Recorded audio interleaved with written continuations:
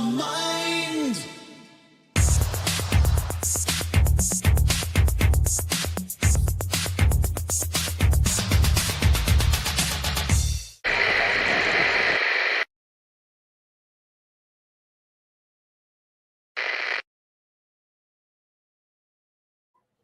Alrighty. Hey there. This is part 2. This is the second attempt to actually get the correct one.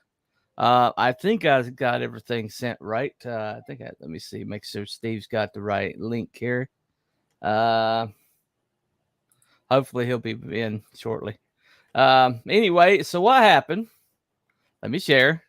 Is I set up this show and tomorrow night, and when I went to set it up, there's a Steve Dye. Hey man, we're back. So I'm trying to explain what happened here. So I evidently jumped in on the wrong stream, and so we've been streaming to the tomorrow night's love stream, which I'm going to have to reload, X that out. Anyway. Yeah, Piper brought it up. I was wondering earlier. I was like, why am I broadcasting to? I use them broadcast to multiple channels on the love stream, but these channels I just broadcast to one and me. But it is what it is. It is what it is. All right, all good. It gave me a chance to refresh my beverage supply. Hey, there you go. There you go. I was able to get a couple of things done. Oh, okay. Okay. Well, hey, we're started out better than we were. That's a good deal. It's a good deal. Good deal. Hopefully, those who were in the chat over there will make their way over here. I think we only had one anyway. So the topic question, I guess we'll just start at right back where we were. I'm sorry, there's a lot of good things said, and hopefully we can get them said again. Oh, because I'm professional. I'm professional. That's what I am. Anyway, all right. So the question that I had put out there is, do you think that there's an attitude to indie comics that says that editorial belongs to the mainstream and as independent comics and therefore free from any oversight? We don't need editorial. And Brother Steve. Well, I did take the point on that. Yeah. And said most of what I had to say. I'll repeat some of it, and then hopefully I established a few talking points for some of the other guests. I think that there is a not just generous, but a deep chasm of difference between a corporate editor and an independent editor. A corporate editor is beholden to and obviously paid by the corporate entity that employs him, and that certainly does affect the agenda of what he tells the writer, what he tells the artist. I think in the independent marketplace, ultimately that editor is working for the man or the woman, the creator that hires him, and that's an altogether different arrangement in a different scenario. And I'll invite any of the other guests to weigh in on that. I think Kibasabi had a point that he was wanting to make earlier. That attitude you mentioned, it exists as much as it does, as much as it doesn't. You know, there's a contingent of people that say exactly we're auteurs. We should be able to make, like what sort of editorial oversight did the blokes who made the original Ninja Turtles comic have? Like who was there saying, hey, you're right, it's a bit indie, it's a bit underground. You need to, why don't you get a better artist? Like, was there anybody there telling them not to capture that lightning in a bottle? So there's some element of taking a step back and letting creators, and when I say artists, I mean a dancer is an artist, a writer is an artist, letting artists just do what they're going to do. And they put that product out there. And the countersign to that is if you put your product out there without editorial oversight, completely your own creature, your own product, it succeeds or fails on its own merits. When somebody paints a huge canvas and puts it up in the Louvre, nobody comes along beforehand and says, "Oh, you really need to edit it. Too much red there, not enough green there." Like they put out their heart, their soul on a piece of canvas, and it succeeds or fails based on its own quality. So you can definitely do that in comics. You can put your own thing out without any sort of editorial, any sort of beta readers, or any sort of feedback. However, reviewed over 100 indie comic books. I don't know as many people that have reviewed as many indie comic books as me.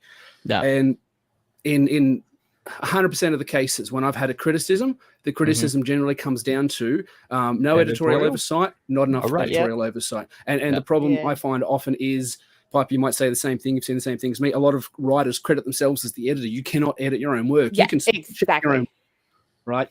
Yeah, so we can go into talking about different types of editors, and Steve's touched on that a little bit.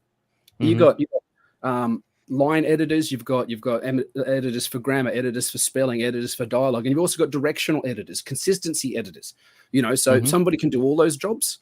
Or you might have different people for different ones. One of my novels, I got a dude to look over it specifically because he's a gun dude. Make sure all the gun stuff was up to date, all the combat stuff was up to date. He's a vet. He knows guns. He knows fighting. He said this works, that doesn't. I was able to tweak things based on that. I'm an editor, and I get people to edit my own work. My new book that's coming out, I've got 5 editors on.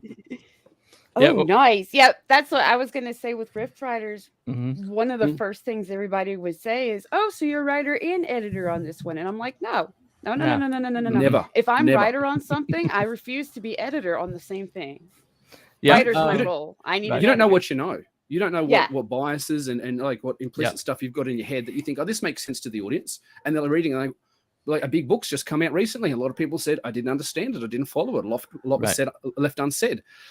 There might have been an element of this guy's too big to fail and too big for anybody. Look at that. If Alan Moore does something new, he's got an editor credited on his book. But do you think anybody really says, oh, look, Alan, I need you to dial back the fish rate? It's a bit much. Like he made Neonomicon. Nobody stopped him.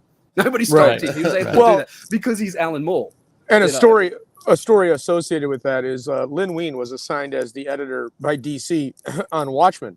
And he looked at what Gibbons and Moore was doing, and he basically just took a giant step back because they caught fire. They had found magic in a bottle, I'm sure he was probably like, oh, yep, spelling mistake or something simple. But sometimes you, as an editor, you just need to know to step back.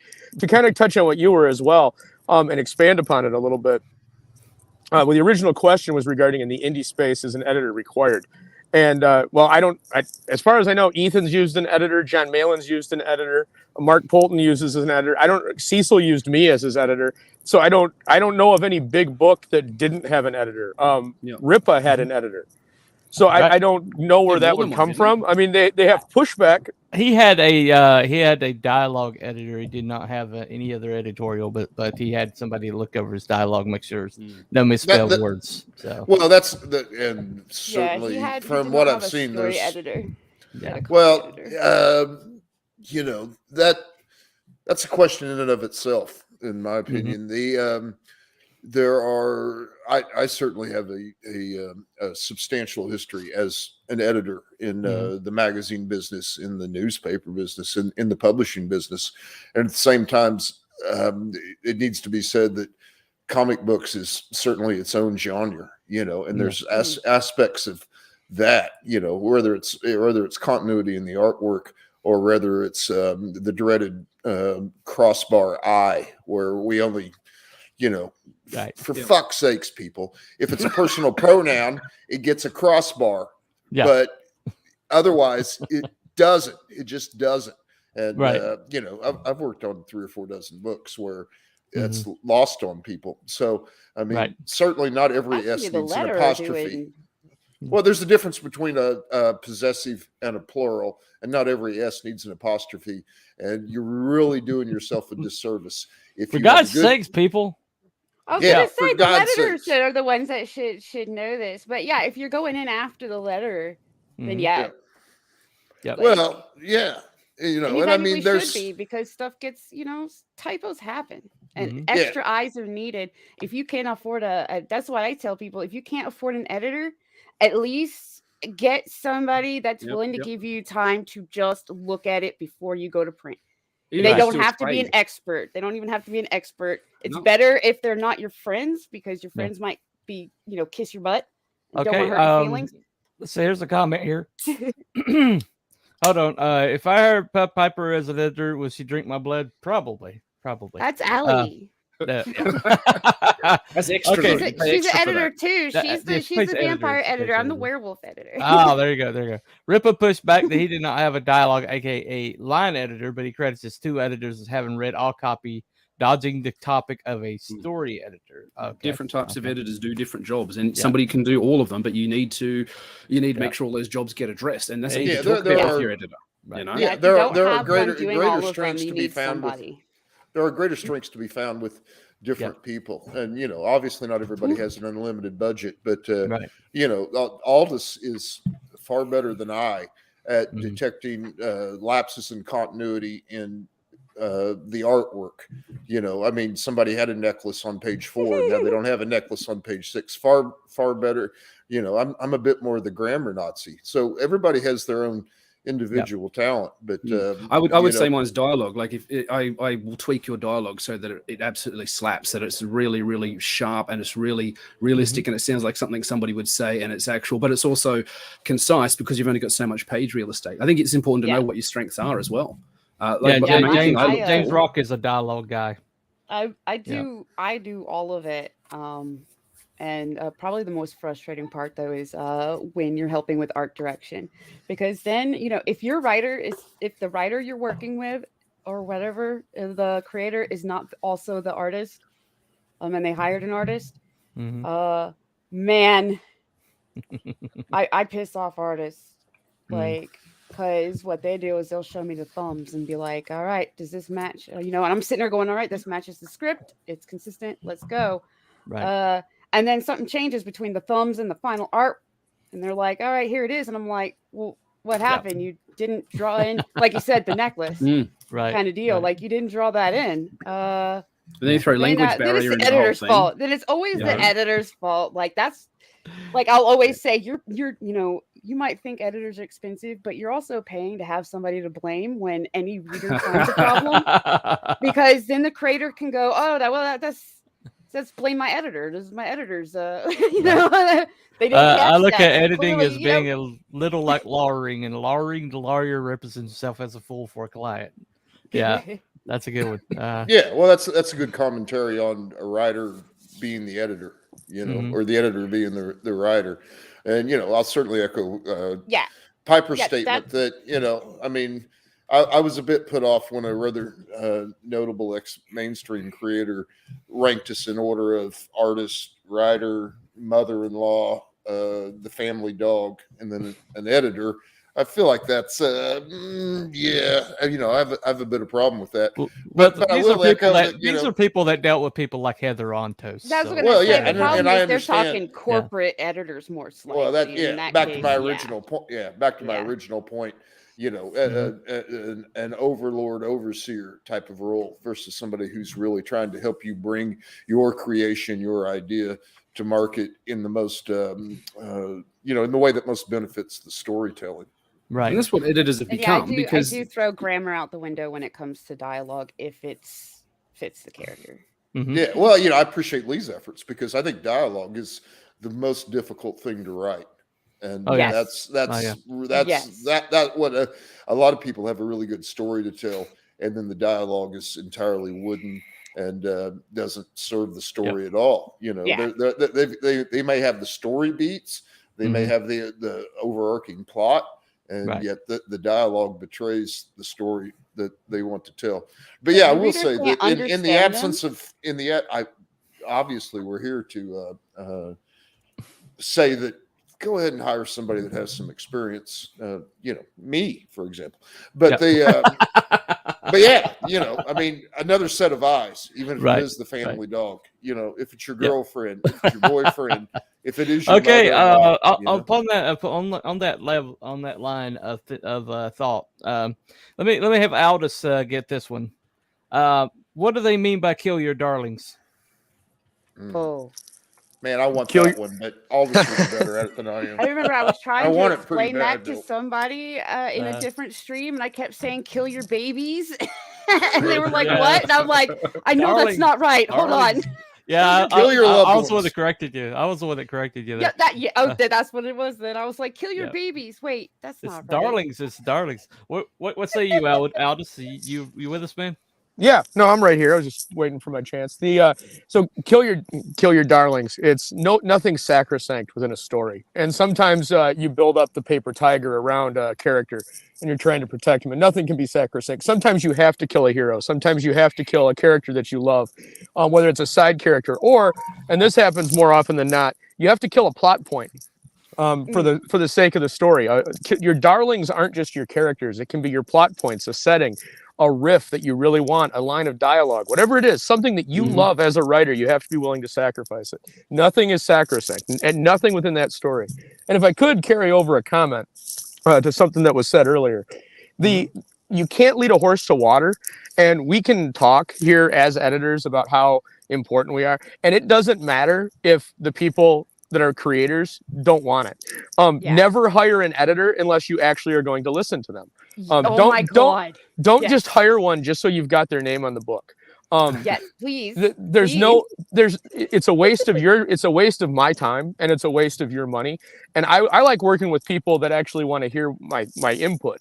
And that doesn't mean you have to listen to everything they say, but at least, filter through of it a little bit. And then also on that front, this topic has been talked about ad nauseum repeatedly too. So, I mean, I don't want to dwell on it too much, but at the end of the day, and Lee touched on it earlier, that there are just as many great books out there that did really, really well and have concise stories that had editors that didn't have editors. So it depends entirely on what you're trying to construct. You should always have somebody read it, but that, just having a straight read through copy editor is sometimes enough. Yeah.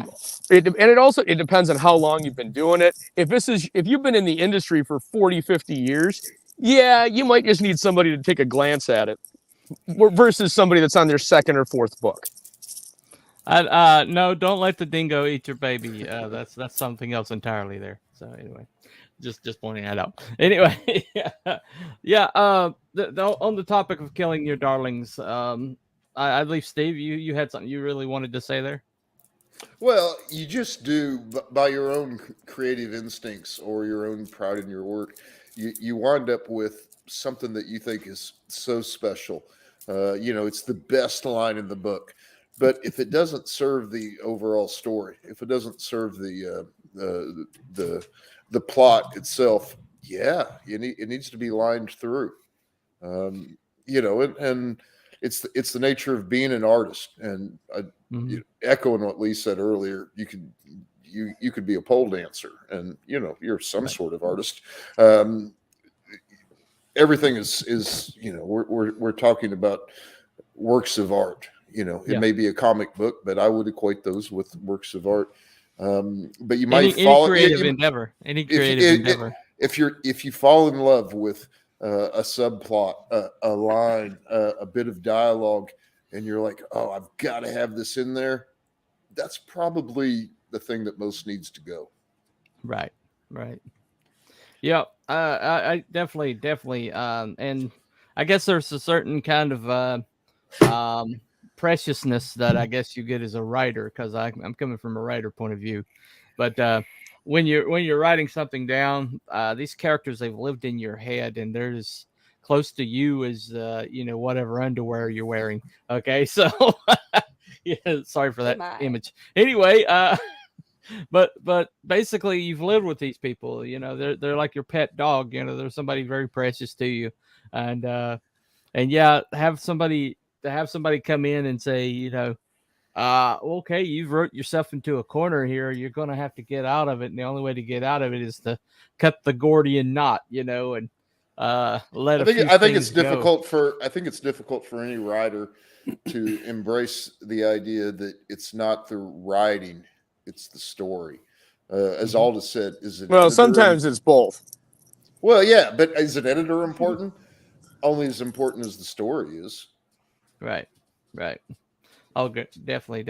Blue Samurai says, weird to hear that EVS used an editor. CF1 had problems, but he once explained how he painted himself into a corner by doing the later parts worse first, then writing as he went. So CF2 had jumpy troubles. Yeah, it could have happen if you do that. That some people, that's just how they work, and that I can't. That drives me crazy.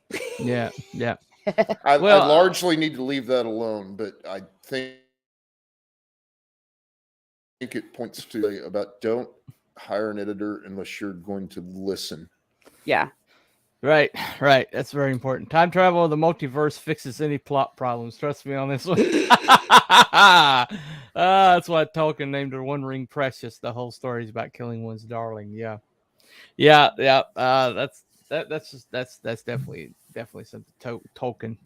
I've told people before that you fucked up if I ask them not to credit me on their work. You're ready, you think you're ready to go to print, and they're like, yeah, I'm going to put you down as editor on this page. If I go, no, that's fine, that's cool. You paid me. I don't want my name on there. Please don't. You fucked up. That means you hired me and didn't listen to me like at all. Right. If I have a suggestion, I mean, that's correct. It's your story. I'm not going to come in and make it my story. Like, I'm not going to come in and be like, this is a great idea. Now, here's what we do. No, I tell them how to execute their story to its fullest. But aside from just going in with little fixes like grammar or whatnot, like copy editing, aside from that, I'm not going to physically change, like go in and change unless you're asking me to. I'm not going to essentially ghostwrite chunks of your story. Right. It's yours. So if I'm trying to compromise with you, like, okay, so this is what you want to accomplish. How can we do that in the best way possible? And you just go with nope. There's a good chance. There's a good chance by the end of the whole thing, when I see how everything's turned out, and you're going to go to print with it, that if I say, you know what, you don't need to put my name on there, you fucked up. Well, there's certainly different degrees of involvement, and it is a tremendous commitment on an editor's point to be the story doctor as well, and to kind of handhold along the plot development and the story beat development and so forth. And that's a tremendous commitment in time, and it's not particularly gratifying. The one that I get asked to is like all of them. I think for hybrids, I do everything but the copy editing. Well, I've been pitched a few scripts where I gave them some very, I would say, basic notes about, well, you probably need a second act, or maybe you need any acts, and then it's been pretty rare, happily, but I've been credited as an editor on a couple of books when all I did was send back an email and say, develop your plot, break it into an act structure. This character seems redundant, and then the book came out and my name's on it, and I'm just like, oh Jesus no. I feel like they should still ask, like, because they also don't know if you want to be credited under a different name for whatever reason. It's been relatively rare, and for better or for worse, mostly for worse, I am the real Steve Dye. I've never went under a pseudonym, and I never will. But I mean, I'm fairly generous with being like, I'll give it a look over, and I'll give you my thoughts. But that is not the same thing as signing on to have my name. Hell no. Yeah. Well, I used to do I will proofread your initial thing and give you basically the same thing, the thoughts, and I was doing that for free because I just liked helping, until I started getting way too many, and I was like, okay, I need to start like charging. I'm but if I'm going to charge, then it's going to be more than that. Yeah, it's going to be more than a proofread. I'm going to disagree with Coco Shuko Papishango. Editors are not like therapists. No, they're not. They're not your therapist. Okay, all right. Yeah, well, all this. Can you imagine Steve Dye being your therapist? Oh, well, get your ass in shape. Come on, Al. Yeah. What do you want me to do? What do you want from me? What do you want from me? Sign me up to tell you to get your shit together. And if I'm not harsh enough, hire Aldous, because there you go. Yeah. Aldous tends to rip the skin off your bones. Well, okay, I'm gonna put this one to Kimosabi. Okay, Kimosabi, what is the difference between the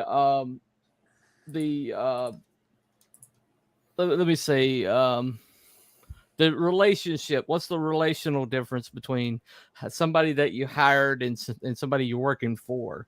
Like in mainstream, that you're working for the editor, basically. They're above you in the hierarchy. But when you're an independent, you hire that person. What's the power dynamic there? Well, something I wanted to touch on earlier is when people are saying the mainstream editors are an issue and they don't want them and it's just for the mainstream and it shouldn't be for indie. Indie should be independent. That attitude you were talking about earlier.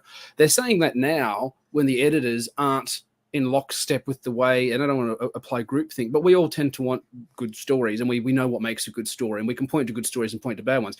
These days, the editors are like, put more gays in there, put more whatever's in there. That's not what we like. Back in the day, nobody was complaining about the person that was editing Frank Miller on Daredevil. Nobody was complaining about whoever was editing Stan Lee and Jack Kirby on Fantastic Four. Nobody was complaining about Jim Starlin.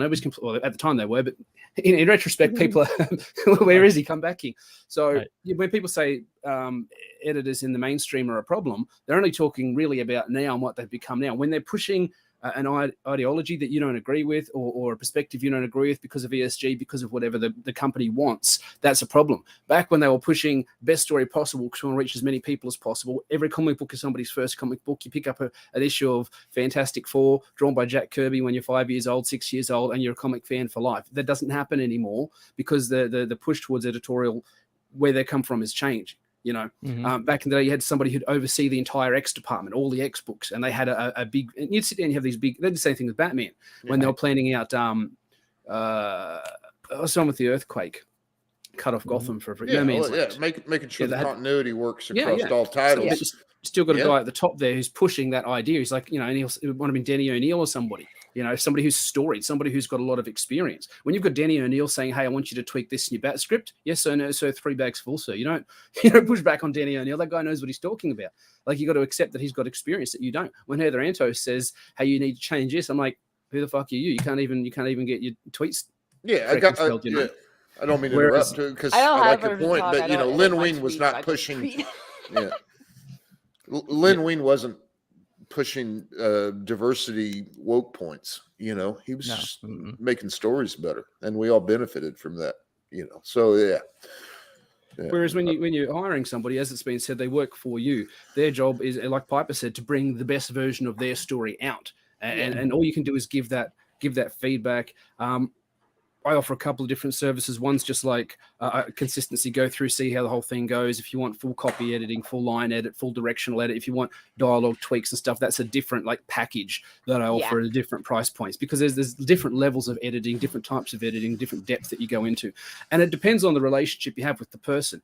I edit all of Odin's stuff. Mike Odin, he edits all of my stuff. He also gets other people to look at his stuff. I also get other people to look at my stuff. I get Aardvark to look at my stuff, the guy that made Aquila, because when it comes to consistency in dialogue and the way that people interact and just, I gave him a 48-page script. He gave me 176 bits of feedback on it in a 48-page script. He's meticulous. Now, I didn't need all of those, and that's his style. I know if I give it to him, he's going to be ruthless and he's going to pick up on every little thing. And some stuff's to go like, no, that's what I wanted. I'm going to leave that.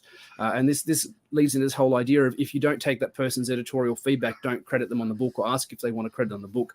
Odin said the same thing to me. He says, if people don't take my feedback, if they don't make those changes, I don't want to be credited on that book. Yeah. So there's a complete different distinction there. One is you're writing a story and the editor gets to slap their name on it because you work for Marvel. The other one is you're writing a story, they work for you, and if they want, you might let them have an editor credit. It's part of my standard sort of contract that I will have an editor credit on your book if I want. Right. If you hire me, you have to give me one if I choose to have it. Would you say that editorial? Would you say an editor basically is a focusing lens that they try to figure out what your intent is and try? It's always open to interpretation. You're interpreting their work. They're saying, "Hey, this is my work," and you're interpreting it and coming back and saying, "This is what I'm getting from it." There's a real push lately I've noticed within art circles to say the ability to withdraw meaning from a piece of art is the responsibility of the viewer, not the artist. And I think that's just trying to wash the hands of the whole thing. They can throw paint at a canvas. They can do Jackson Pollock blue pulse and say, "Well, if you don't get it, that's your problem." It's just sort of just taking that step back. Yeah, there's got to be some space for that as well, because as soon as they say, "Oh, explain your painting to me," I went to art school. I've done painting. I've done oil painting. Sometimes you've got a canvas, you've got shapes, you've got color, and you're just putting it on the page. Remember in the Amalgam comics when Wolverine combined with Batman to become Deathclaw, and he made his fortune by painting. And in the background, you see some of his paintings, and all the paintings are essentially feral slashes of color. That's Wolverine coming through. If you said to him, "Hey, explain that," he goes, "Well, I'm a mutant and I heal fast and I eat raw meat and I cut up people with my." He wouldn't. You don't explain that. Some stuff just works. It works on a fundamental level. You're not going to be able to say that your story works on a fundamental level unless you've got years and years of experience behind you. You got to have that interpretation. Somebody saying, as a reader, this is what I would take from your story. I've even got one guy that I send scripts to, and I say, "If you bought this comic, would you be happy with it?" And he reads the whole thing, and he gets back to me and says, I would be happy with this at this price point because of the sort of story that you brought. Not talking about art or anything. I'm just like, just the script. Would you be happy with this if it's a book? And I get a yes or a no off that guy. And he gives me the everyman perspective. That's just as valuable as somebody doing a grammar or a line check. Oh, I was going to say, I feel like that's one of the roles of an editor is to take to get into the shoes of the reader, so that the writer you're working for can say, "This is what I want the reader, to think and feel," and you can read it and go, "Well, this is what it actually is making, me think and feel," and this is, and that is why I constantly push if you can't afford an editor, still do not print unless you've at least given that script to other people. I wouldn't even go all the way to the art, maybe the thumbnails, but give that script to other people. Give that to somebody that doesn't normally read comics. See, and compare what they got from it from some, give it to somebody else that loves the genre you're writing in, to the point where, if something's wrong, they're going to find it. Like get as many different eyes that aren't yours, because you are going to see what you want the reader to see in your writing, because that was your goal. You're not going to see what the reader actually is seeing until you get readers. I think, would you say that editor is a way of opening the door without opening the door, Steve? Well, I mean, I guess I'd more pivot off of what Piper's saying, and whereas I do agree wholeheartedly that have some casual fans. Certainly, have somebody that doesn't read comics read it and give you your feedback. Have somebody that does read comics certainly give you that feedback. And as far as don't even hire an editor at all, I'm going to draw the line there. I mean, at least have somebody. It rather astounds me as both somebody that does scenario. You can't. Well, I mean, as somebody that edits on several levels and also does a lot of pre-press, the two things are kind of the same to me. There are high-profile books, and more importantly, books that are put out there by aspiring, up and coming. Everybody hopes, creators. Where, I mean, a flagrant grammatical error, I'm out. I mean, I'm a harsh critic of that sort of thing, but again, not some things are plurals, some things are possessives. If there is no plural possessive for that word and you make one up, I'm pretty much out. I'm sure the current I had to stop the reading current pronoun environment throughout there was like a typo basically that was well, I mean, I just think it's throughout the whole thing, and I saw there's been some really, if you're gonna I'm gonna obliquely point a finger that if your whole mythology is built about gods from the heavens, maybe be able to spell heaven correctly. That's an issue. Shots fired. Real, but at the same time, what I'm saying is for a fairly nominal cost, at least have somebody copy edit your book, because compared to, I mean, if you're a writer, you're paying thousands of dollars for the artwork for your comic book. If you're an artist, maybe you're hiring a writer, maybe you're writing it yourself. Right. Some guys can, a lot of guys think they can and can't. That's a whole nother subject, but there's still thousands of dollars or hundreds of hours of effort put into trying to tell your story, to not hire somebody for a few $100 to at least copy edit, or for a few $100 to actually put it together in a professional manner so that the page margins and the cuts and the bleeds are done correctly. I mean, that seems like walking over dollars to pick up pennies to me. Well, That's a good analogy. I see this attitude in our community, especially our little community here, that it's like, why are you expecting perfection? Good enough is good enough, or you want $25 for a comic book. I don't expect anything less than the very best effort. Yeah. Right. Perfection, right. I mean, shit. That's what's that line about life is long, art is short, and success is very far off. Something like that, So, I mean, perfection's a tall order, but if you're going to put your own creation, something that you came out of your own mind out there into the wild, shouldn't you do everything possible to make it everything that you dreamed it would be? Well, I mean, definitely, definitely, I agree that that editor, but hiring an editor is an investment in the end product. So wouldn't you say that, Kimasabi?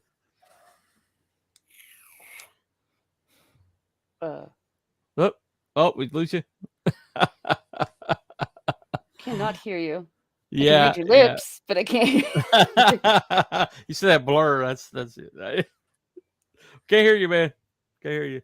Oh, geez. Well, no, not when he's making faces like that. All right. All right, Piper. Till we can get him back, you want to take that topic? What was the question again? I was having fun. All right. Actually, I wanted to answer a question that I had seen. You can't actually read my lips. Yeah, that's I saw Can You Hear Me? That was the only one. Okay.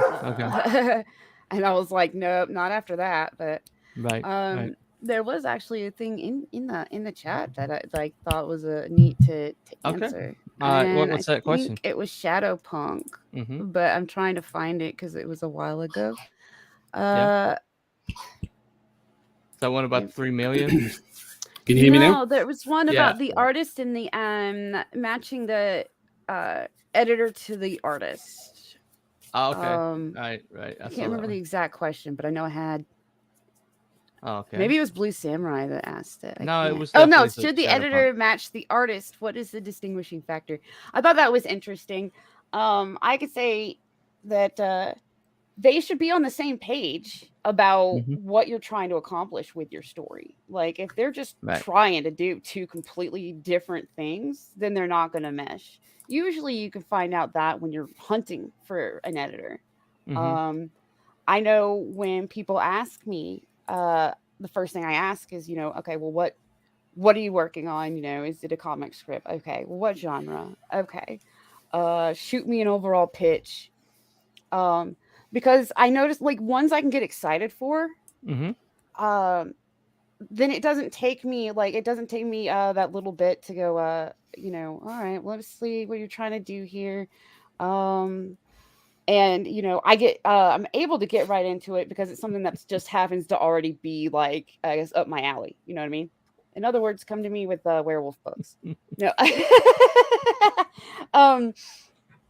No, but if I'm excited about it and I'm like, oh my gosh, I need this to be a book right off the bat, the work is just easier. It feels easier to me. Yeah. But that doesn't mean I'm not going to take I've had a couple that I'm like, well, that's interesting. Yeah, I'll totally help you.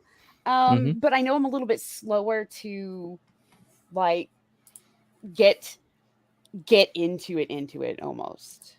Like I will stare at a script and be like, this is a lot of words. All right, well, let's, it's a little bit different. It's a little bit slower to get into.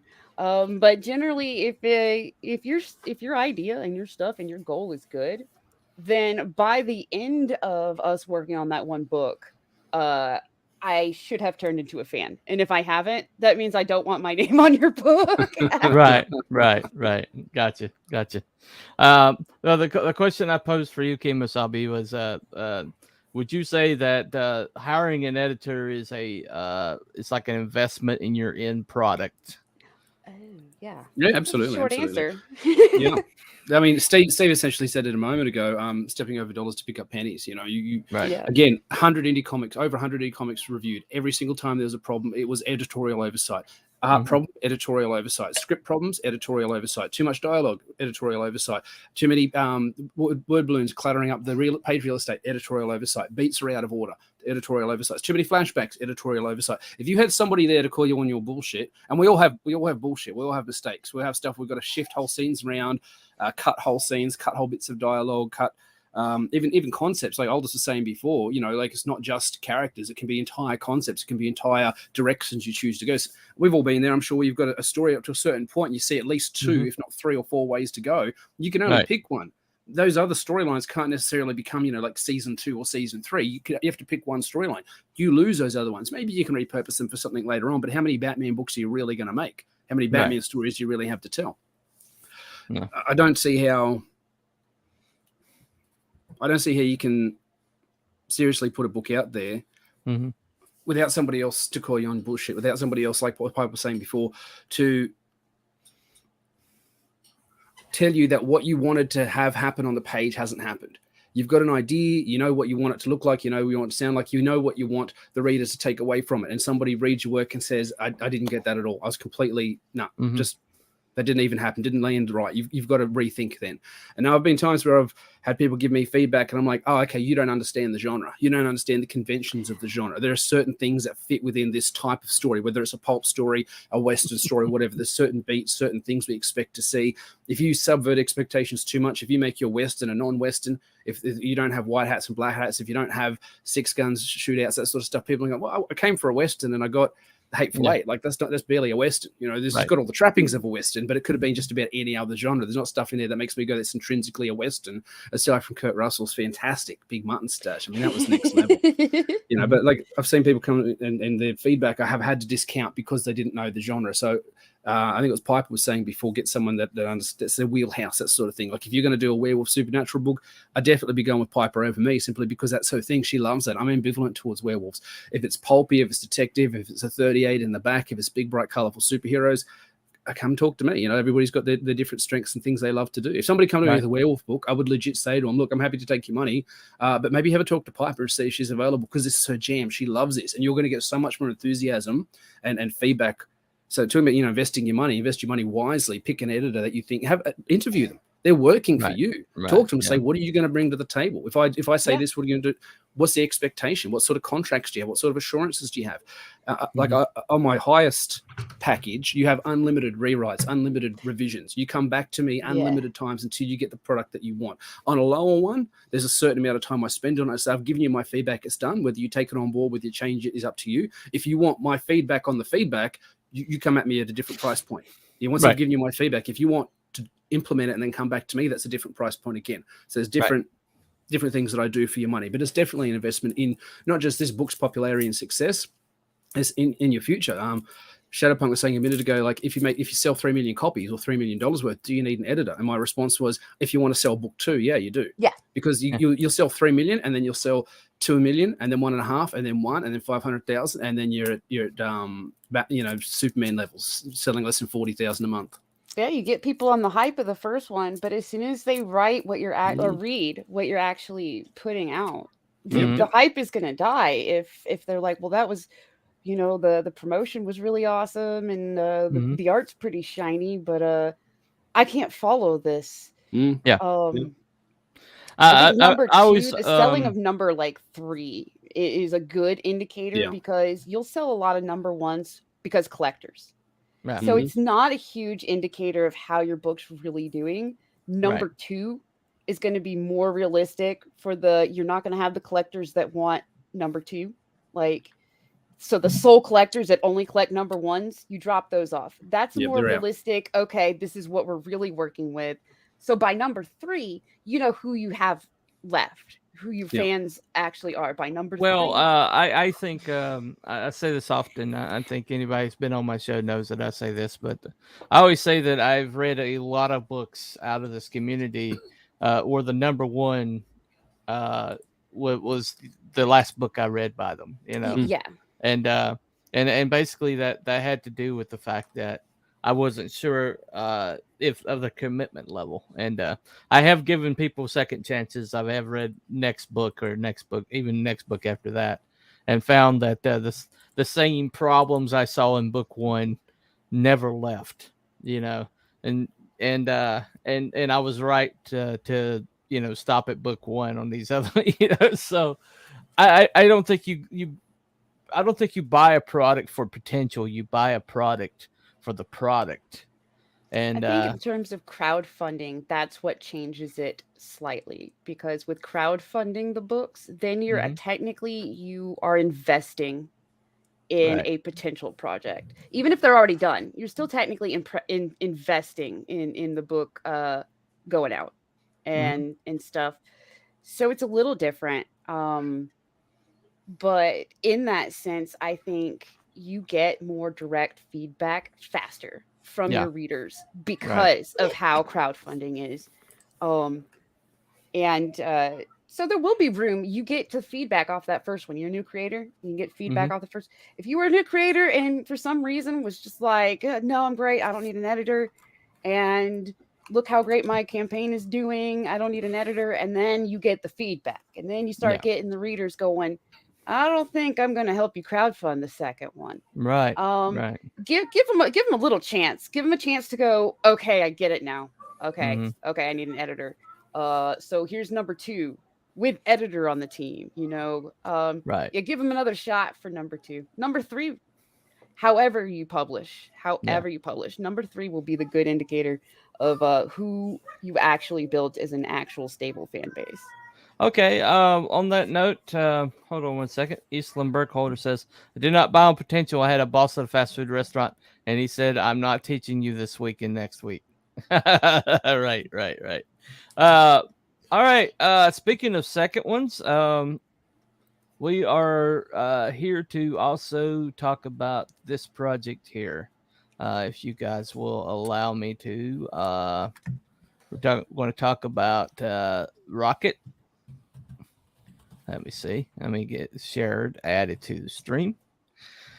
Anyway, so this is the Rockit project. Let me go ahead and full screen that thing, and we're going to play the trailer if you guys don't mind.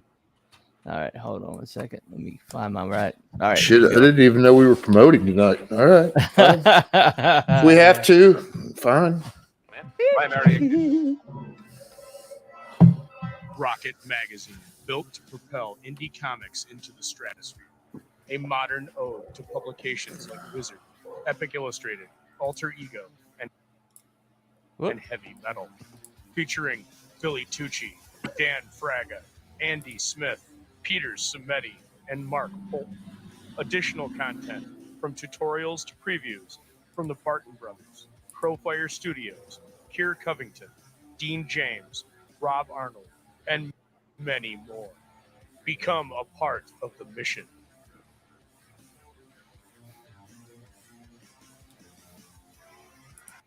All right. Nice. That is the Rockit project, which I think is a really, really important. So it's basically I got number 1. I got it kind of late. I guess I was just kind of like not entirely convinced of the project, but then you do have it in your hot little hands now, right? I do. Okay. And it's, no, I appreciated that.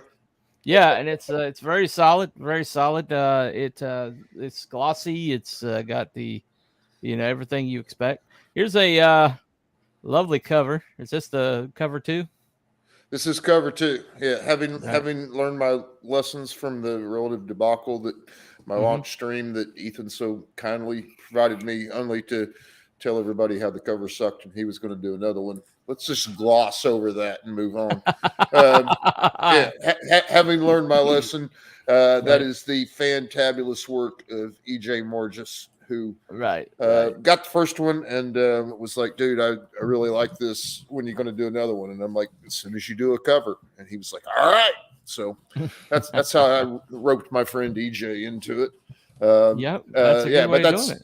Yeah. EJ Moore just cover art.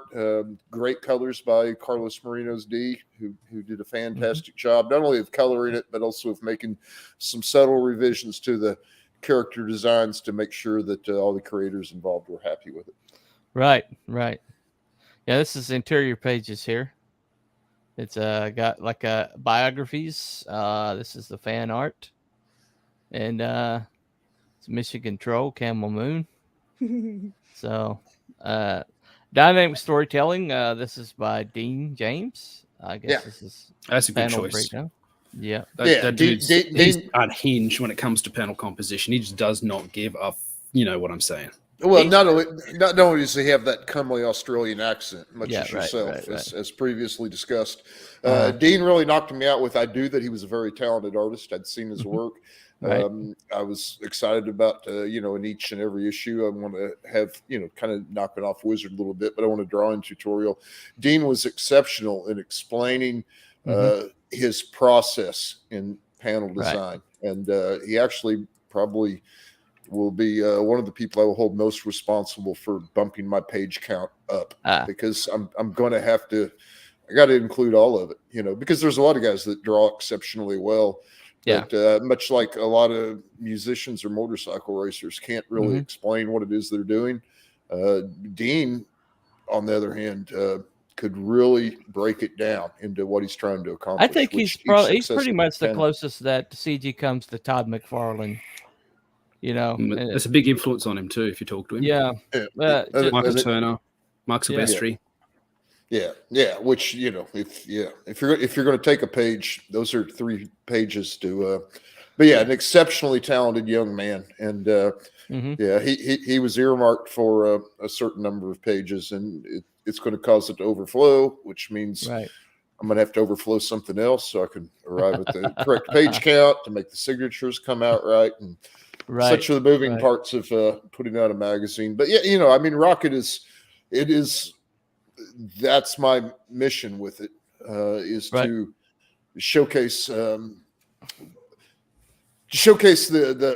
big name talent, certainly, and to I'm fortunate in that I've worked on a lot of books with a lot of those names in one capacity or another, and it allows me access. And it's the fanboy in me would not have believed that I was going to be able to spend 3 or 4 hours talking with Art T. Bear, and the editor in me, pursuant to tonight's topic, hated leaving 3 hours of that on the cutting room floor. But I got to talk to Art T. Bear about playing in bar bands for like an hour. Doesn't really fit in a comic magazine, but it was great. But it's also to use that spotlight that the bigger names provide, and diverge it a little bit and shine it on some more up and coming creators that may not be as well known, but show every potential and every talent to make their own bones in the game. I think the importance of having a industry magazine what was really felt. I think comics, one of the beginnings of the ends for the comic book industry was when Wizard went under, and you no longer had that like self-referential kind of community magazine, which lets okay, who's hot, who's coming up, and who we need to pay attention to, and honor the person that's here that may not be as well known, and all the jaw dropping art, because it's a love letter to the art form, and seeing your favorite character done by different artists or whatever just endeared them to you just a little bit more. Yeah, well, I think there's several aspects to that. I was a huge fan of Wizard, particularly in the early days. The demise of it is the topic of another show altogether because it got a little bit ugly. But I was a huge fan of it early because it gave me some insight into the background and the influences and even the lifestyle of some creators. What are they bringing to the table? I'm old school enough that I used to buy DVDs back when that was a thing, not so much to own the movie, but to own the making of documentaries, because I've always been more fascinated in the process than I am in the end product.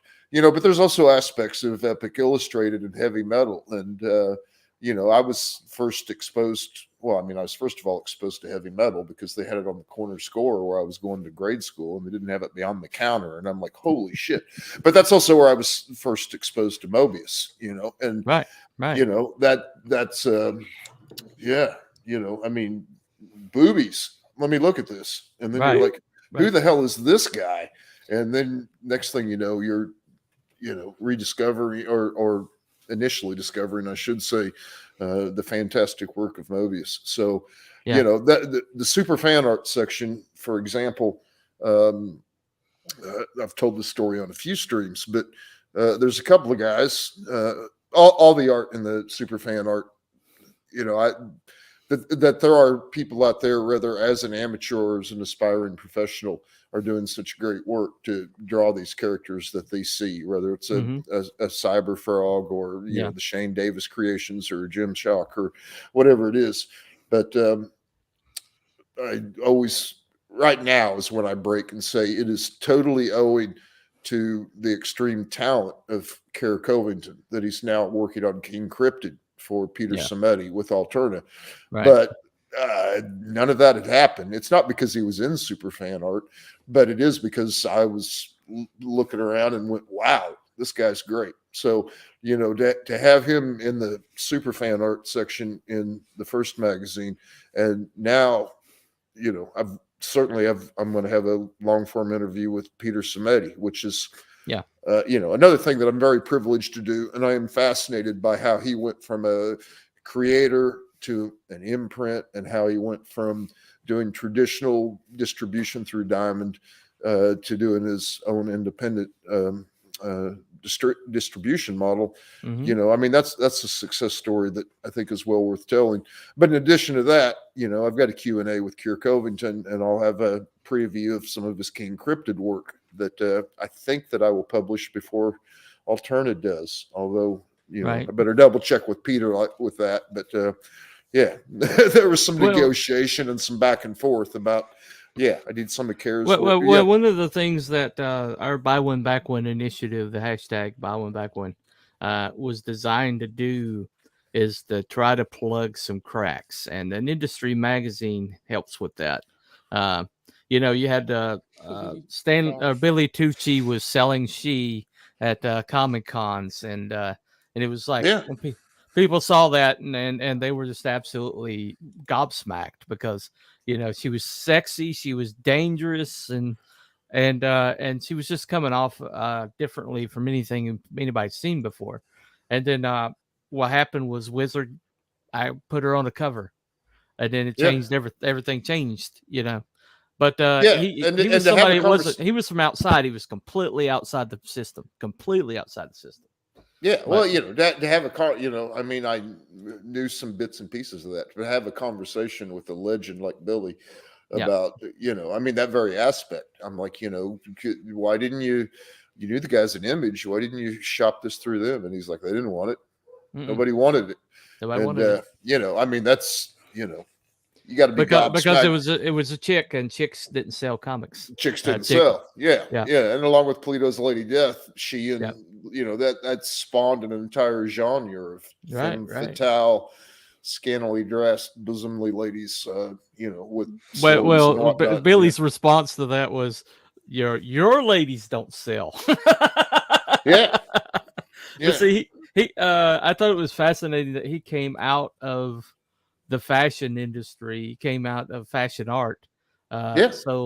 So he was drawing clothing, like the drape on the clothing and things like that, in a way that people hadn't thought of doing before. They just drew spandex tightly, on spandex on everybody.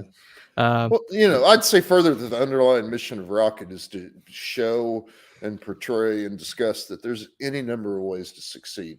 There's no one single roadmap to success. I mean, Archie Bear got into comics because, I mean, this is it's an oversimplification, but he did a little drawing while he was drumming in a bar band, and the guys in the local bar band scene in the 909 were like, "Oh, you can draw? Do us an album cover." So his initial aspirations were to do album cover art, and then which Frazetta did. So I mean, it's not bad. Yeah. I mean, yeah. Who wouldn't want to? Who wouldn't want to do a Molly Hatchet cover? Molly Hatchet, baby. Yeah. So, yeah, but it wasn't. That was his route. Billy's was going to college to study fashion and design. John Malin's was, serving the military and building bridges and digging ditches and doing plumbing and thinking, this is not what I want to do, and going to California to, try to make a go of it and with young blood and so forth. And then it not quite working and going back to Michigan and being up to his ass in a muddy pit when he got a second chance at it and embracing that second chance. So, there's any number of ways to achieve success. There's any number of ways to come at making a comic book. We're talking about the editorial role in this, having a collaboration where you've got the right writer, you've got the right artist, you've got the right editor. It's a moving target. It is like trying to put a decent band together where you got to start with a good drummer, but maybe the bass player's a drunk, so then you got to get a different one. But when you find that right combination to success, it makes for an interesting story. How soon do you think Editorial Industry Magazine recommending new persons in your field a gateway for a new buyer buying their first one? I think it's what Rockit isn't? I aspire to that, certainly. I mean, a lot of people have observed, and I would be one that, even at one point I was a very prodigious every Wednesday guy, spending quite a lot of money at the LCS. But one of the things that helped me decide what I was going to spend my money on was not just Wizard, but Roy Thomas's alter ego, or any wonder. I'd always pick up the magazines, and that would give me some insight into what was coming, and that's certainly what I aspire to be with Rockit. I mean, I mean, honestly, I think we all remember a moment in time where Peter David's coming out with Hulk, and I gotta have that next one because I am so into this storyline that he's in, and the whole, the tightness of everything, the tightness of the story arcs, the everything just hummed. I mean, especially like Chris Claremont X-Men, and everything just seemed to, when you read, every I was dotted, every T was crossed, and it just all had a level of perfection to it, and polish. I'll just say polish, maybe not perfection, but polish, there's one of my favorite comics I ever read was a Daredevil where he fought Claw, and that's like the worst guy for him to fight, because here he is, he's relying on Sonics, and he's a Sonic guy that projects Sonics, right? And then he's like had these beautiful panels of him like diving off and trying to find a solution, and this Claw was just kicking his butt all over the place, like his ears are basically bleeding, and then he's like, then he like broke into a store and bought a tone generator, or like stole a tone generator, and figured out, because he could hear the resonant frequency, and canceled his resonant frequency, and it disrupted Claw, and he was able to take him in, and Claw was like, how did you even hear it? Humans can't even hear that frequency, and but it was like the technology was there, the science was sound, the characterizations were fine, were great, and it all just worked together like a well-oiled machine, and that came from having the right writer writing the character, the right artist collaborating with him, and editorial keeping it all moving in the right direction and nice and tight. And I'd be happy enough shilling for my magazine, with one small exception, and we could turn it back toward the role of an editor. But Michael Turner, RIP, phenomenal artist, phenomenal creator, and it was Wizard Magazine that introduced me to his work. It wasn't like I was going to go pick that up, but then I saw it in Wizard, and I was like, oh shit, I got to get this. You gotta have this guy. I gotta have this. So that's what I'd like to do with that's what I'd like to do with Rockit. And if people out there, the first one is still available in demand, or it's available as a package deal with the next mission. And it is currently in demand. Yeah. I checked before I came on. You took advantage of that, and I do appreciate that very much. Yeah. And I think that I said I was going to quit shilling, but if you have questions about whether or not Rockit Mission number 2 is something you want to get behind, and you want to get a preview of what it's like to once again hold a big, thick, yeah, 120 pages plus. I'm still working my way through it. I mean, I'm still working my way through it. It's one thing about those magazines is you can like put them by the toilet or something, or you can like read it like little certs. That's what the liftoff section is all about. It's exactly. It's essentially designed as toilet reading. It's the short little snippets where you can. Yeah, I almost completed that analogy, but I won't. There you go. But but yeah, it's not a very classy of you, Steve. Appreciate it, man. I got to rein it in as best I can. But I mean, thanks for editorial being editorializing. I got to edit my own self first and foremost. But yeah, I mean, when I get I mean, this is not the best advertisement, but I get a 300-page graphic novel. I'm probably not going to sit it down until I'm finished. But a 32, 48, 60-page book. Right. I'm going to go back and look at it again. I'm going to go back and look at it from an editorial point of view to bring it back on point. But, I'm going to sit down and I'm going to read that while I have a cigarette and drink a beer. There you go. And then it's gone. But, yeah.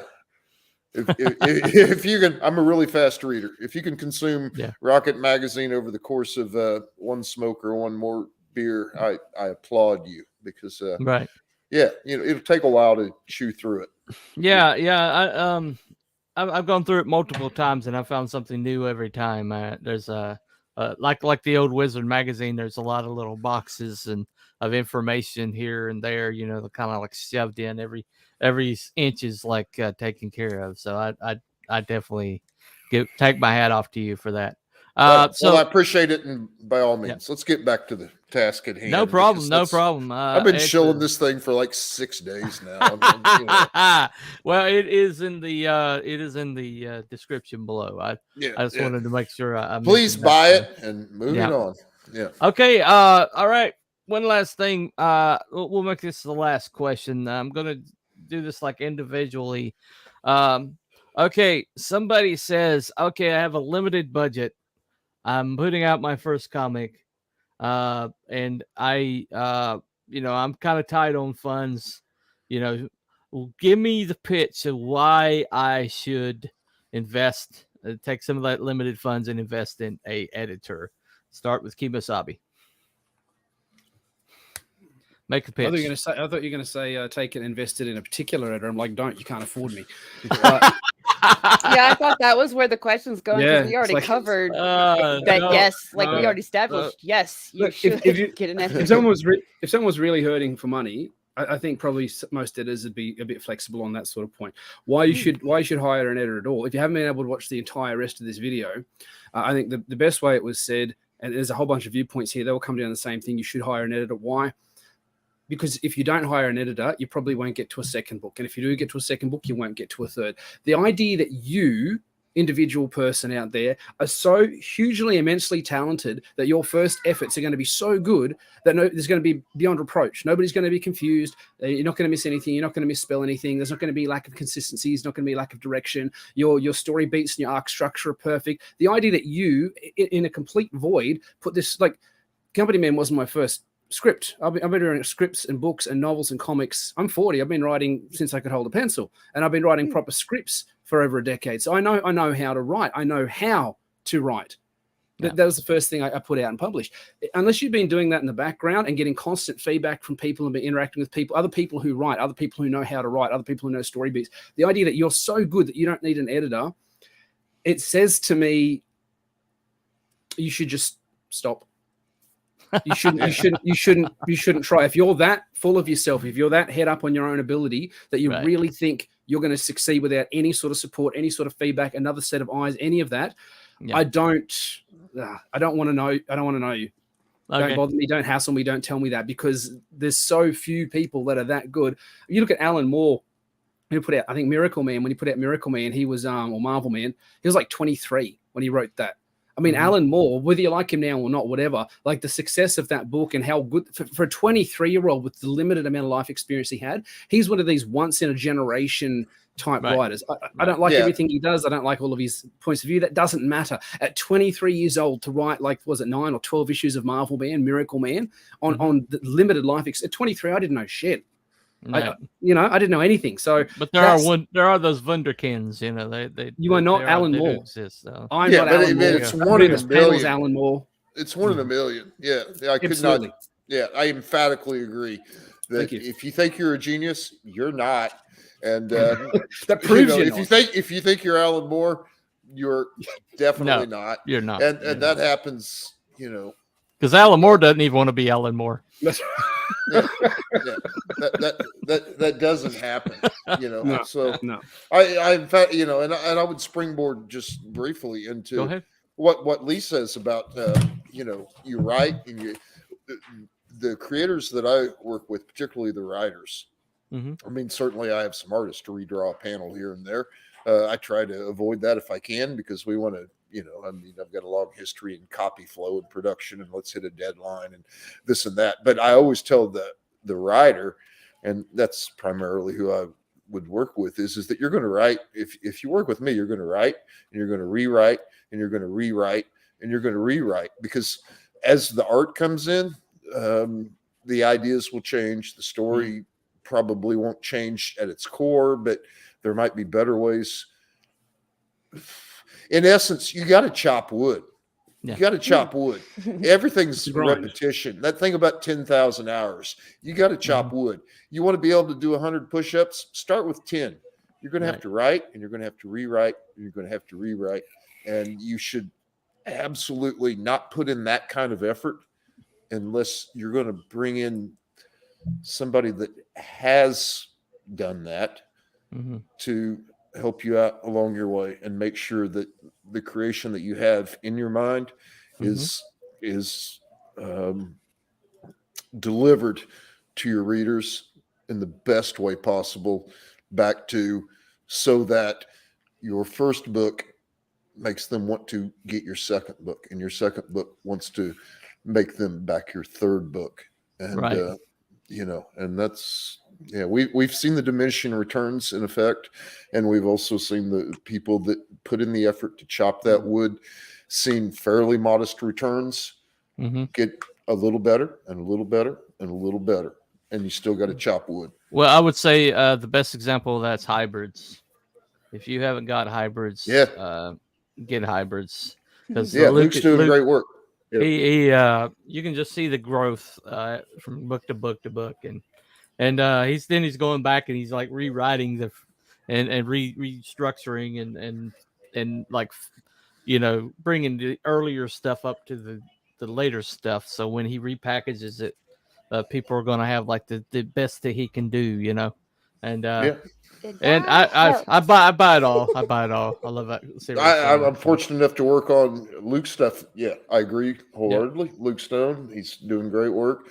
He's going to kill a bunch of people in the next one. So I love him, but I want to strangle him at the same time. So I've been fortunate enough to work on a very successful series since practically day one. One of the most successful series, and I would just name it, other than, I'm not sure why I'm not naming it, other than maybe I signed some sort of agreement. I'm not sure. But the thing is that even when it's been re-released in more of a compilation form, there's been changes to make it still better. And again, I mean, you start off with one push-up, and then you can do 10, and then you can do 100. And there's not a story that's ever been told that couldn't be made better by chopping a little more wood. There you go. Piper, your last word. My last word. Yep. Boobies. Boobies. Nice. Classic. Vintage. Okay. And we're out. Okay, there you go. And we're out. And Mic drop. I dropped the mic, but it's on the boob. Wait, so if I only get one, that was the first thing that popped in my head. I'm going with it. You're in the right community, evidently. So there you go. There you go. Yeah, it's probably anyway. yeah. Y'all rubbed off on me. Boobies only on thing on my mind. There you go. You have any problem with it? Look. Here's some. If you're having a problem with your comic, put some boobies on the cover. There you go. Put some boobies on it. Wisdom. Just put some. Right. That's not gonna. That's not. That'll help you There sell you go. that first one. That'll help you sell that first one. But once they find out, Mad what's Ruth is inside, filling it. Mad Ruth is filling that. So, yeah. Yeah, I was gonna say, like, I don't know how many boobies it would take to make up for bad writing, though. So watch out. Right. Old. Right. Generally, just 2. Yeah. There you Two is the go. number. Well, shit, man. If you can't, if you can't afford an editor, just tell your artist to put boobies. Boobies. Put all over your boobies book. everywhere. Okay. Boobies. You know. There you go. There you go. All right. All right. So. Okay, now the opinions expressed by a lady below me are not necessarily the opinions of this particular channel, but anyway, all right. You're so full of shit. I've seen the opinions. I've seen the opinions on everybody on this channel. Come on now. All right, okay. Maybe I'll give you that. All right, okay. All right, gentlemen, thank you for coming. I hope we haven't bored you too much being here, but I guess we bored Aldous. He was out early, but it is. Aldous said, apologies for Aldous because he's got family commitments and he stays booked. He stays booked. I want to thank you for having us on, Bunny, and no problem. Thank everybody in the chat and everybody that watches later. Yeah. Well, I'm hoping that maybe if one person sees this and says it, well, let me see if I get an editor. You know, I mean, my rates are surprisingly affordable. Yeah, editors are not that expensive, except for Kemosabe. Kemosabe is evidently expensive, especially if I like their concept. And that's why I don't post my rates. I don't post my rates; they're custom. No, that's right. There's a book I picked up the other day, and I said, look, I'll basically do this for nothing because I want to be on this book. Yeah, exactly. So there's a sliding scale. There's creators that come with me with a pitch where I give it a little look over, maybe give them a little bit of feedback, and then I just walk out of the room backwards, waving like I'm just coming in.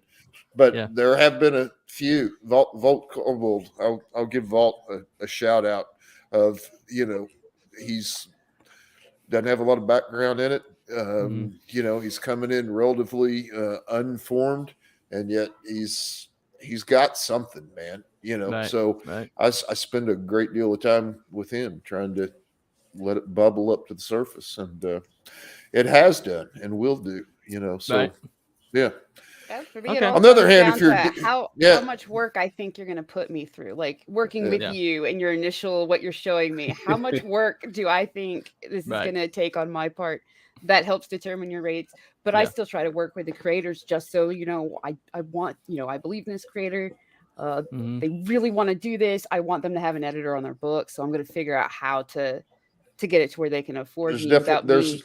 Yeah, there's definitely a sliding scale. I've worked on 3 or 4 dozen books, and there's only a couple of them that I'd rather forget, but only about half of them that I will continue. There you go. There you go. All right. Words of wisdom from the editorial staff here. All right. Just remember, boobies. Yeah. Okay, if all else fails, and we're out. All else fails. Get the titties. All right. And we're out. And we're out. Tell me what's on your mind.